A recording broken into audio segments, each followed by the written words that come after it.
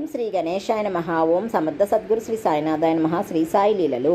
బాంద్రా నివాసియగు రఘువీర భాస్కర పురందరే బాబాకు మిక్కిలి భక్తుడు. అతడు ఒకనాడు భార్యతో షిరిడీ బయలుదేరుచుండెను. ఆత్మారాముని భార్య పెద్ద వంకాయలు రెండింటిని మిగులు ప్రేమతో తెచ్చి పురందరుని భార్య చేతికిచ్చి ఒక వంకాయతో పెరుగు పచ్చడిని, రెండవ దానితో వేపుడును చేసి బాబాకు వడ్డించమని వేడెను. షిరిడీ చేరిన వెంటనే పురందరుని భార్య వంకాయ పెరుగు పచ్చడి మాత్రము చేసి బాబా భోజనమునకు కూర్చున్నప్పుడు తీసుకొని వెళ్ళెను. బాబాకు ఆ పచ్చడి చాలా రుచిగా నుండెను. వెంటనే తనకు వంకాయ వేపుడు కూడా అప్పుడే కావాలనని బాబా అడిగెను. అది వంకాయల కాలము కానందున వంకాయ పచ్చడి తెచ్చిన వారి దగ్గర వంకాయలుండునని, కావున వంకాయ వేపుడు కూడా ఆమెయే చేసి పెట్టవలనని ఆమెకు కబురు పంపిరి. ఆత్మారాముని భార్య యొక్క కోరిక కూడా అదే అని ఆమె ద్వారా భక్తులందరూ తెలుసుకొని బాబా యొక్క సర్వజ్ఞతకు ఆశ్చర్యపడిరి.